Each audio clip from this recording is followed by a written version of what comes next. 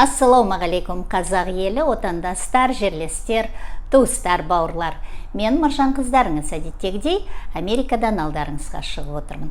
Шыға салысымен бүгін тағы да лайк жөнінде сұрай кетейін. Әрі осы менің арнамда тіркелмей көріп жүрген кісілер болатын болса, тіркеле кетулеріңізді сұраймын. Тақырыпқа келетін болсақ, тақырып сол, кешегі өткен тақырып ізімен кішкене желіні шулатып жібердім ғой деймін. Комментарийларыңыз өте көп, көрілімде көп. Бұл жерде мен басында, комментарийдің басында жазып кеткенмін. Сену, сенбеу сіздің құзырыңызда деп, бірақ сонда да жаңағы мені оңдырмай балағаттағандар бар екен арасында. Көп емес әрине, бірақ жақсы ниеттеріңіз, жақсы тілектеріңіз жазған кісілерге рахмет. Болат Назарбаевтың өлу-өлмеуі, Айсұлтанның өлу-өлмеуі әрине ол қазақ халқына қызық та емес, бүгін күні ешкеңеде алып келмейді, оны бәріміз де біліп отырмыз. Ал Назарбаевтың таққа оралуы, билікке оралуы, ол да екі талай, тәлтіректеп расымен де әзер жүрген кісі, бірақ енді оның арманы, ойы әлі қайтқан жоқ, сол жерден әдемі болып кеткісі келетін арманы да бар екен. Енді мына кісілердің жазуы бойынша қайтып келіп, жаңағы халқымен кәдімгідей жақсылап қош айтысып, соның құрметіне бөленгісі келген арманы бар екен. Әрине ол пенде болғаннан кейін сондай болады. Ал бірақ мынау таққа, билікке әрине ол өз адамын дайындап жатыр. Оған ешқандай да күмән жоқ. Тоқаев бүгінгі күні жаңа Қазақстан, ескі Қазақстан қалды артта, Назарбаев бұндай сондай дегенімен, бұл Назарбаевтан ешқайда да кеткен жоқ. Путиннің сол астында қалай екеуі жатты, әзілде солай жатыр. Путин жайында айта кетсең депті, Путин мен Ресей жайында хабар күтеміз деген комментарийлар бойынша. Путин туралы не айтамыз? Путин кешегіні жаңағы Монголияға барып келді, монголдарға барып, одан қалды, енді міне ноябрьдің аяғында Қазақстанға келмекші. Осыдан бірер күн бұрын Тоқаев та Монголияға барып кетті. Неге олар сояқа жұртында барып кетті, өздеріңіз ойлаңыздаршы. Қазір Путиннің халі өте мүшкіл болғанда қол жинау керек болып тұр. Ода қол өзінде де жеткілікті, 140 миллионның үстінде халқы бар. Сөйте тұра бұл жан-жаққа қол жайып, сөйтіп жаңағы қол іздеп жатыр.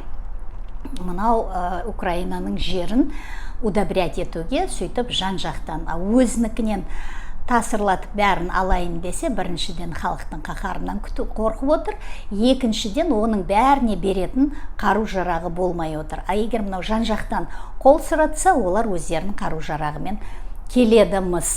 Бұл да жаңағы маған жазған кісілердің айтуы бойынша, енді өзімде соған кішкене сенемін, өйткені қазір қол жайып, бұл кеше Кореяға қайта барғыштап еді, Корея берді қазір солдаттарын, жауынгерлерін, мына Монголияға барып кетті.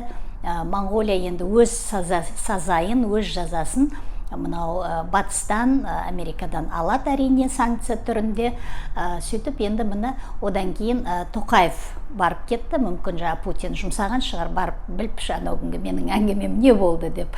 Сөйтіп міне қазір енді ноябрьдің аяғында Путин біздің киелі жерімізге тағы да қанды қолымен, қанды аяғымен келіп біздің жерімізді басайын деп жатыр. Соған мүмкіншілікті беріп отырған осы Тоқаев, сіздер сеніп отырған. Тоқаев жаңағы соғысты қолдамайды, Путинді қолдамайды деген кісілердің құлағына айтып жатқаным. Путин, Тоқаев бәрін де қолдап отыр. Жан-жақтан айналып өтетін жағдайдың бәрін Путинге жасап отыр. Енді міне бір қауіп ОДК-ны, ОДК банды, осыны шатастырып айтып жүрмін кейде. Міне соны тартпақшы. Сол жағынан сақ болу керек қазақ халқым, балдарыңызға еге болу керек сіздер. Қазақстан, қазақ елі ОДКБ-ға қарсы, одан шығатынын, мынау соғыс басталғалы кешегіні қаңтарда келіп біздің халқымызды қырып кеткеннен бері халықтың айтуының кемі жоқ, сөйтсе де әлі шыққан жоқ. Ал ана Армения қашан шығып кеткені, Ал Тоқаев сөз жерге ОДК-ның бастығы қылып, жағы Тасмағамбетовті сайлап қойды.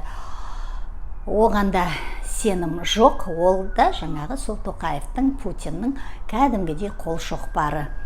Сол үшін таң болмаңыздар, ертеңгі күні балдарыңызды жаңағы шетелге, шетел дейтіндер жаңағы сол Ресей болады ғой, может Белоруссиядан кіргізетін шығар. Міне сол жаққа жаңағы іс-сапармен, бір жаңағы операция, мынау военный әскери операцияға, әскери жаттығуға барайын деп жатыр десе, міне соны біле беріңіздер. Сақ болыңыздар ұл қыздарыңызға. Ал мына кешегі өткен эфирімде тағы да жаңағы Қайрат Сатыбалды жөнінде де айтып кеткенмін. Жаңағы қолын жинап жатыр, қолын жинағанда жаңағы әскеріне, солар жаңағы бой түсіп жатыр. Солар ертеңгі күні мынау жаңағы билікпен, халықпен қарсыласуға шығадымыз. Мына бұл жөнінде енді бұл да ойланатын жағдай, бұған кішкене сенгім келеді. Мына кешегі Қайрат Сатыбалды түрмеден шыққаннан кейін олар тіпті күшейіп, қазір кәдімгідей бой түсіп жатыр екен. Халықтың арасында ұлдарыңызға абай болыңыздар, міне соларды тартуы мүмкін. Мен мынау дін жөнінде ешқашанда айтқан емеспін, байқасаңыздар, осы эфирге шыға бастағалы оны айтпаймын да деп ойлаймын. Өйткені дін әркімнің өз еркі, қай дінге барады, қай құдайына сенеді. Бірақ біздің өзіміздің қазақтың бір құдайымыз бар, өзіміз жүрегімізде оның бәрі. Мынандай жаңағы көз бояушылық етіп, мұртымызды алпыстап, сақалымызды қойып, қысқа шалбар киіп, енді оның бәрі жаңағы секта шығар. О жағын енді толық зерттеген жоқпын, білмеймін, бірақ өз басым мұндайларға қарсымын. Өзіміздің ата-бабамыздың салып кеткен сара жолымен жүру керекпіз. Мұсылманшылығымызды, жаңағы құдайшылдығымызды біздің бәрі жүрегімізде. Ол әркімнің, қайталап айтам, өз ісі, қай неге баратыны. Бірақ міне енді қорқыныш осылардан келіп тұр екен. Халықтың арасында үгіт насихат өте жүріп жатыр дейді. Міне соларды, бұл жерде оларды қызықтырып тартып отырғаны да сол ақша дейді. Құдай бетін әрмен қылсын. Енді осындай арандатушыларға арандатылып қалмаңыздар. Сондай орталардан, сондай секталардан сақ болып жүріңіздер. Балдарыңыздың